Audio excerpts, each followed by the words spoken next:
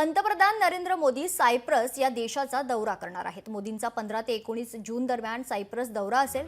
Modi कॅनडात G7 शिखर परिषदेत सहभागी होणार आहेत। G7 शिखर परिषदेनंतर मोदींचा क्रोएशिया दौरा असणार आहे। सायप्रस आणि क्रोएशिया हे दोन्ही देश युरोपियन युनियनचे सदस्य आहेत। पंतप्रधान नरेंद्र मोदी या दोन्ही देशांच्या माध्यमातून युरोपियन युनियनमधील भारताची गुंतवणूक वाढवण्याच्या प्रयत्नात आहेत। सायप्रस 2026 च्या पहिल्या 6 महिन्यांसाठी युरोपियन युनियनचे अध्यक्षपद भूषवणार आहेत। यामुळे पंतप्रधान मोदींच्या सायप्रस दौऱ्याला विशेष महत्त्व आहे। याआधी पंतप्रधान नरेंद्र मोदी हे मे महिन्यात क्रोएशिया, नेदरलँड आणि नॉर्वे या 3 देशांचा दौरा करणार होते, पण पहलगाम हल्ल्यामुळे मोदींचा युरोप दौरा रद्द झाला होता।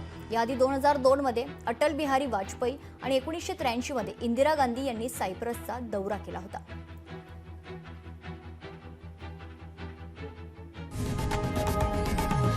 लोकशाही मराठी ऐका, पहा, जागरूक रहा।